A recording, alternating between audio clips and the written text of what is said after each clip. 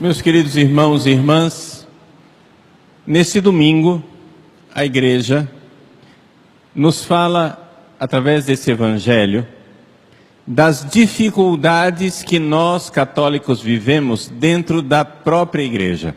No domingo passado, Jesus falava das dificuldades dentro de nós, ou seja, dentro de nós eu posso ser um terreno que não medita a palavra de Deus, o passarinho carrega tudo e leva embora.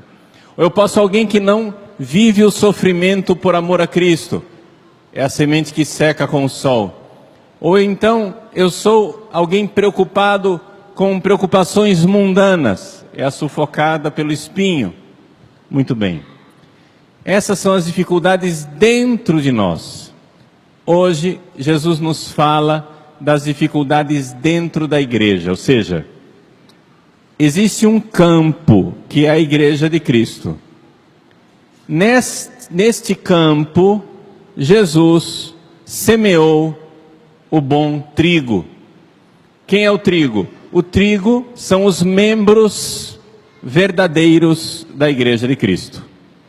Acontece que dentro da igreja, já desde o começo, a começar de Judas, dentro da igreja sempre houve cristãos que eram cristãos só na aparência.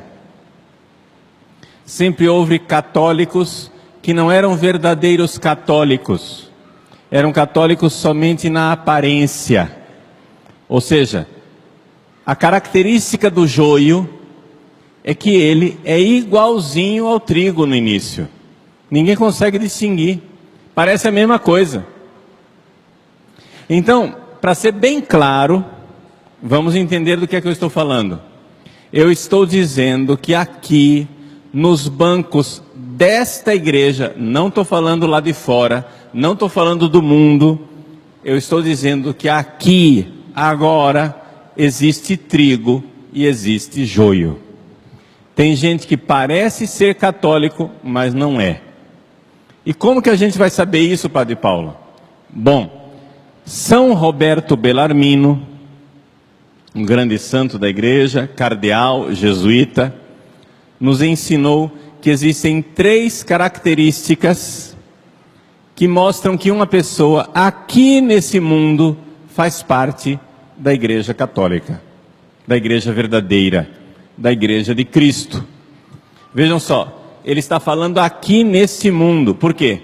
Porque nós sabemos que existe uma igreja triunfante, que está no céu. Essa daí não precisa de nenhum critério, porque quem está no céu, ponto e acabou. Existe uma outra igreja, a igreja não é outra igreja, é a mesma igreja, mas membros da igreja que são a igreja padecente, que é a igreja que está no purgatório. Esses também já estão salvos, já são membros da igreja de Cristo, não tem problema nenhum. A dificuldade está em saber aqui nesse mundo quem é membro da igreja de Cristo.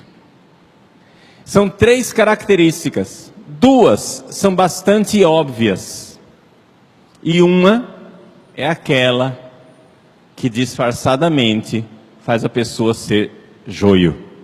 Vamos falar das 2 óbvias. Primeiro, vou falar os 3 pontos.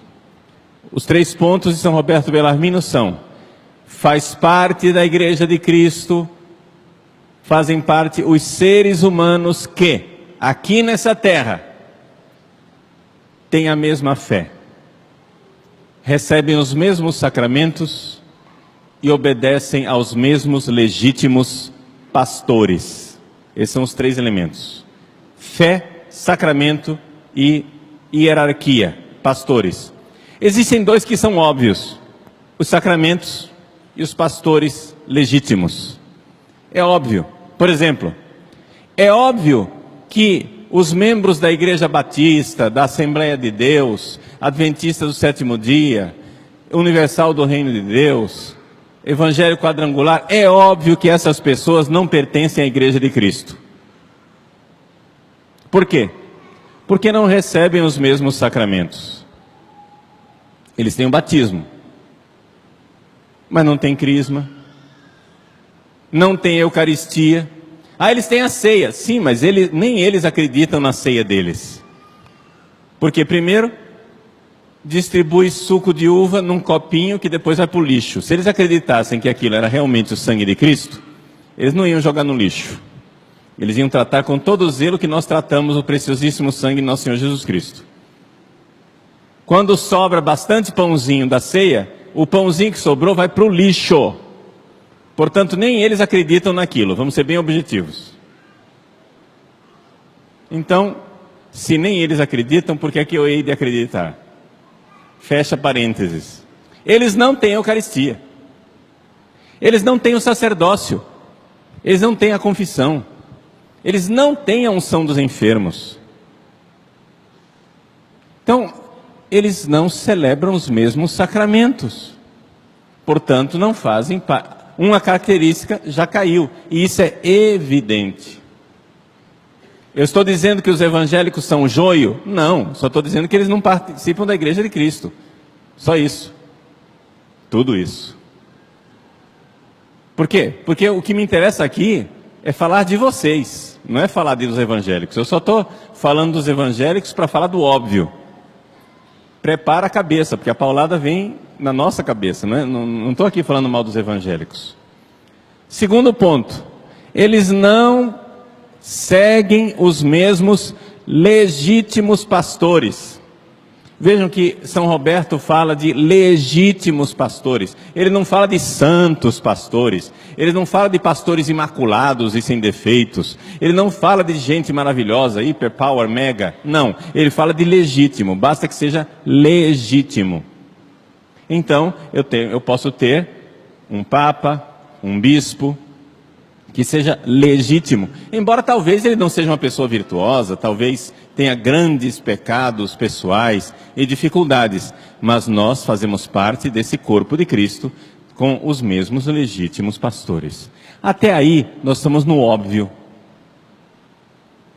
Mas tem uma coisa, que é a coisa secreta, que faz com que muita gente que acha que é católico, nem sequer participa e faz parte da igreja de Cristo. Que é aqueles que professam a mesma fé. Chegamos. Agora cheguei no ponto que eu quero falar com vocês. Nós precisamos ter a fé da igreja. A fé que Jesus Cristo deixou. Deixa eu explicar para vocês o que é essa fé de 2000 anos.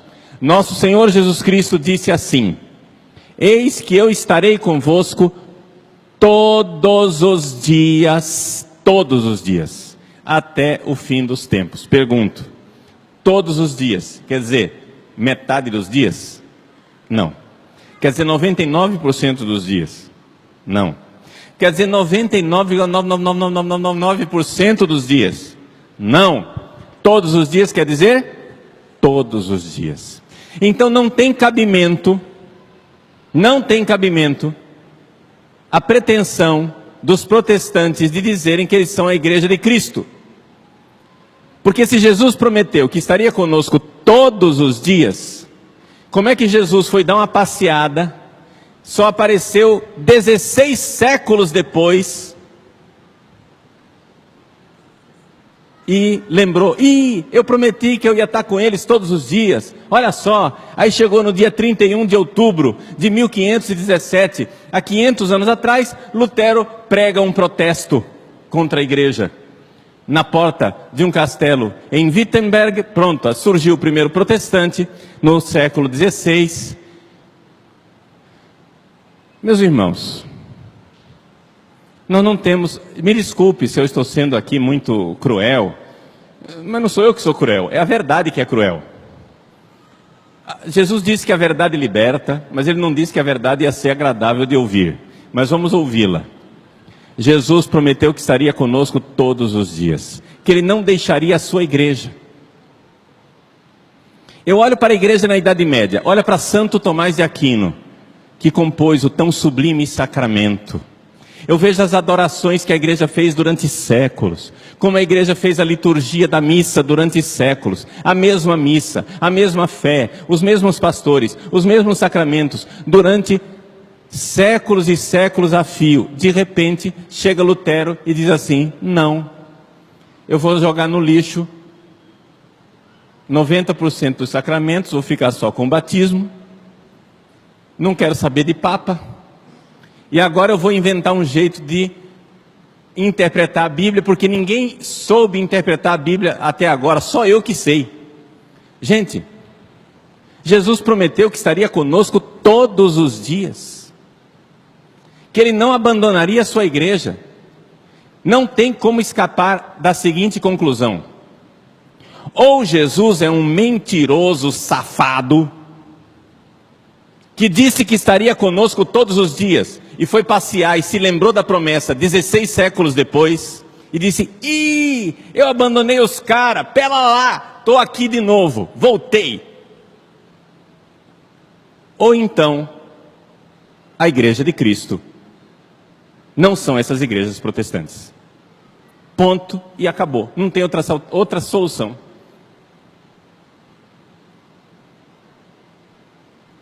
Ou Jesus promete e não cumpre, ou então eles não são a igreja de Cristo. Mas até aqui nós estamos na clareza. O problema é o seguinte: é que a igreja de Cristo tem 2000 anos. Ele disse todos os dias. Isso quer dizer o seguinte: ele não disse assim, uma geração sim, uma geração não. Ele disse todos os dias, todas as gerações vão ter a mesma fé, porque vão ser a mesma igreja, com os mesmos sacramentos, com a mesma hierarquia, vai ser a mesma igreja, todos os dias. Então, qual é a minha fé? A minha fé é a igreja de 2000 anos. Eu creio na igreja. A nossa fé é fé na igreja. Veja, todos os domingos a gente se levanta e diz assim: creio em Deus Pai Todo-Poderoso, etc e tal. Aí chega uma hora a gente diz assim: creio na Bíblia. Nós dizemos isso? Não. Nós não dizemos creio na Bíblia. Nós dizemos creio na igreja, que nos deu a Bíblia, e por isso eu creio na Bíblia. Eu creio em tudo o que crê e ensina a Santa Igreja Católica, e nesta fé eu hei de viver e morrer. Essa é a minha fé. Agora, vamos lá, vamos notar uma coisinha, e é agora que eu cheguei no ponto que eu quero que vocês, pelo amor de Deus, saiam daqui diferentes, porque tem gente que tem cara de joio, cheiro de joio, a estatura de joio, formato de joio, e eu quero que você saia daqui trigo.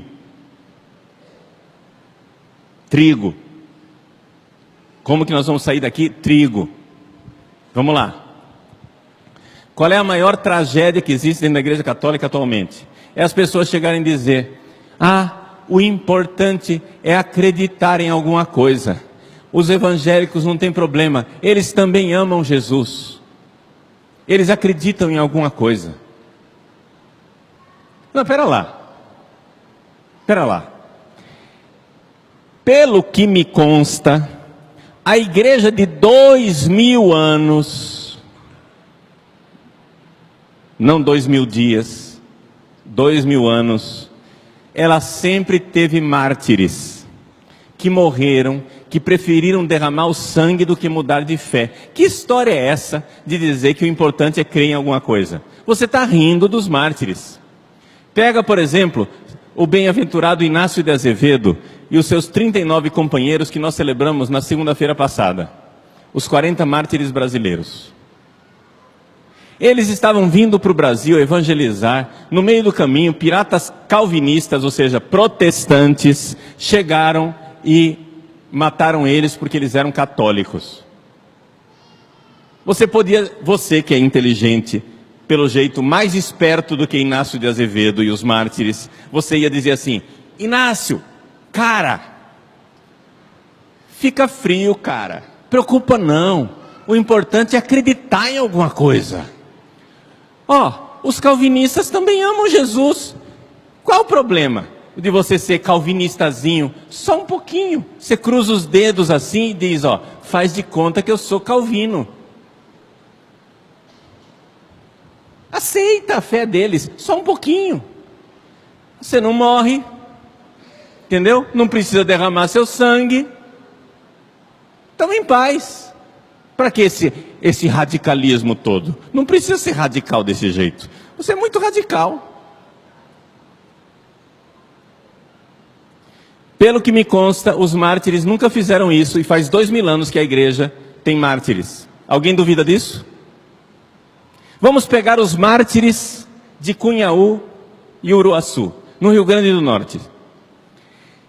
Foram dezenas de brasileiros nascidos no Brasil como nós, brasileirinhos da Silva, que preferiram morrer do que virar calvinistas.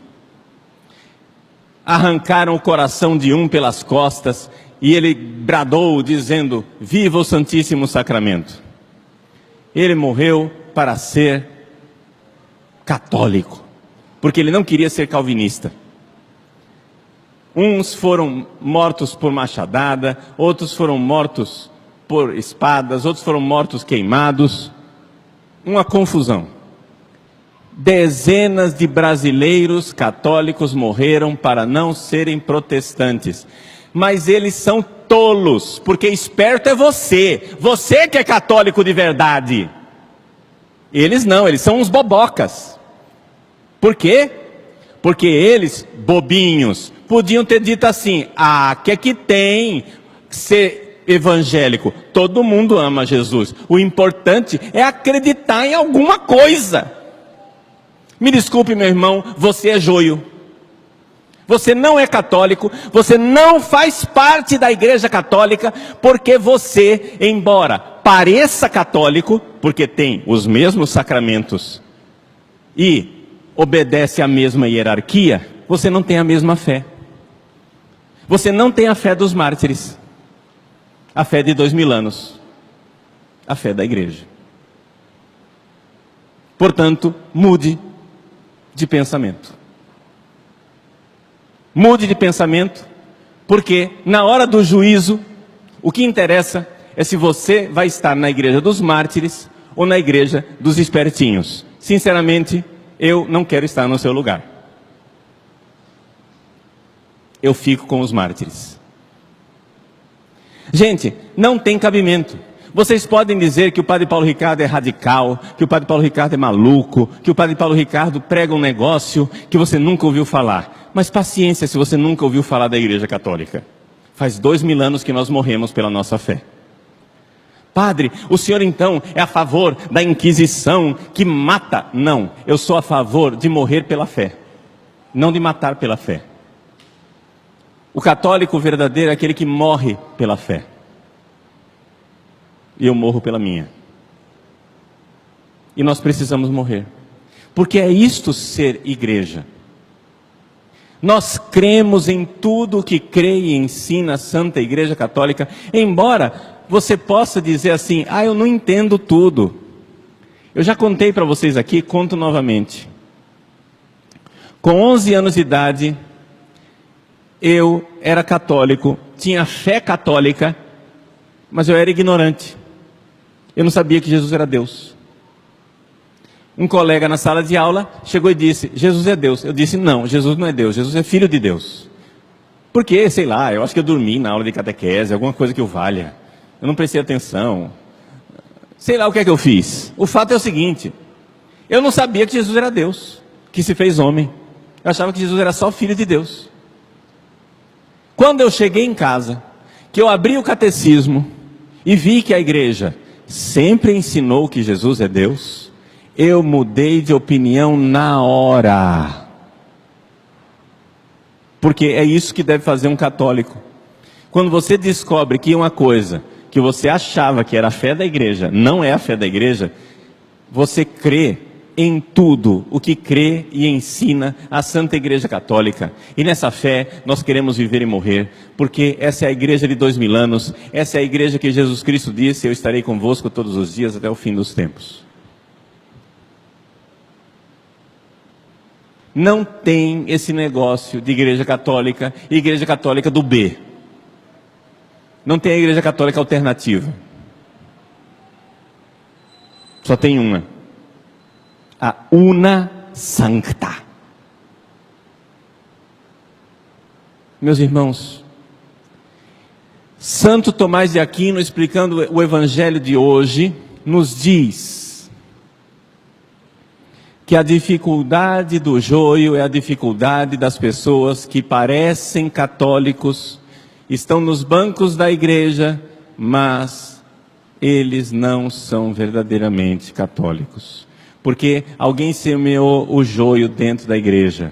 O diabo semeou essas ideiazinhas erradas dentro da igreja. E aí as pessoas ficam achando que são católicas, mas já perderam a fé. Se você pensava essas coisas por ignorância, tranquilo. Mas agora acabou sua ignorância, porque você ouviu a verdade. Vá se confessar, peça perdão a Deus da sua falta de fé na fé da igreja e bem-vindo à Igreja Católica. Vamos viver nessa fé e vamos morrer por ela. Por quê? Porque Jesus não se engana e não engana ninguém. Eu posso me enganar e eu posso enganar os outros porque eu sou falho e sou pecador. Alguém chega e diz assim: Padre Paulo, o senhor tem 10 reais no bolso? Eu digo, não tenho. Aí eu chego em casa, enfio a mão no bolso e vejo que eu tenho 10 reais. Puxa vida, eu me enganei. Eu tinha 10 reais. Eu me enganei. A verdade é que os 10 reais estavam lá. Alguém chega e diz: Padre Paulo, o senhor tem 10 reais no bolso? E eu, sabendo que eu tenho 10 reais no bolso, digo, não tenho. Então eu enganei você. Eu posso me enganar e enganar você. Jesus não se engana e não engana você. Se Ele prometeu que estaria conosco todos os dias, a igreja de Jesus Cristo é aquela que você vai olhar para a história e vai encontrá-la todos os dias. Não tem outra saída. E a fé da igreja tem que ser a fé de todos os dias. O católico não precisa escolher se vai seguir o pároco atual ou o pároco que virá, ou o pároco anterior. O católico aceita todos os párocos que têm fé católica. Eu não preciso escolher entre ser fiel ao Papa atual ou ao Papa anterior. Eu não tenho que escolher entre dois papas. Eu sou fiel a todos os papas que pregam a fé de Jesus Cristo até São Pedro. Portanto, a minha fé é a fé de Francisco, de Bento XVI, de João Paulo II, de João Paulo I, de Paulo VI, de João XXIII, de Pio XII, de Pio XI, de Bento XV, de Pio X, de Leão XIII, e assim eu vou embora na história. Eu não escolho papas. A fé é a fé de todos eles juntos. E se aparecer na história, por hipótese, um papa que pregue uma coisa que os outros todos juntos não pregaram, essa não é a fé católica, fique tranquilo.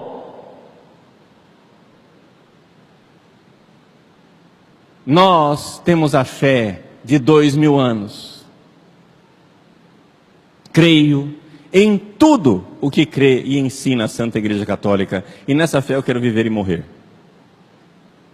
Portanto, a nossa igreja é a igreja dos mártires. Se a sua igreja é uma igreja tão maravilhosamente tolerante, que não tem mais sentido morrer pela fé e ser mártir, meu irmão, boa viagem, mas você não está na minha igreja.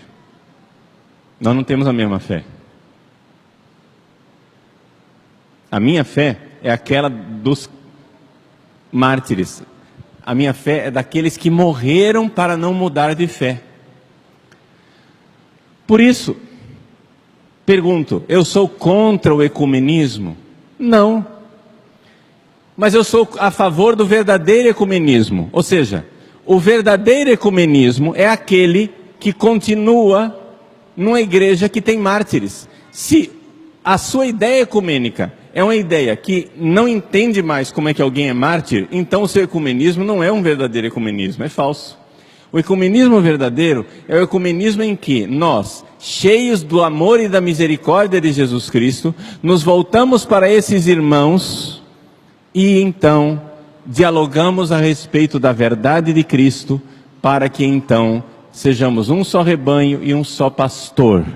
Mas isso não significa que em algum momento eu estou duvidando que a Igreja Católica seja a única Igreja de Cristo. Essa dúvida ela não existe. Porque se ela existisse, não teria sentido o martírio, não teria sentido morrer pela fé católica. Ninguém morre por uma opinião pessoal. A gente morre pela verdade de Cristo. Então, vamos pedir a Deus a graça de professar e professar sempre a fé católica, para que nós pertençamos até o fim à Santa Igreja de Cristo. Se algumas pessoas querem adaptar a fé de tal forma que o martírio torna-se ridículo, torna-se uma coisa sem sentido, me desculpem, infelizmente, nós não podemos seguir esse tipo de opinião. Nós cremos e queremos viver crendo em tudo, absolutamente tudo, que crê e ensina a Santa Igreja Católica. E nessa fé, eu quero viver e morrer.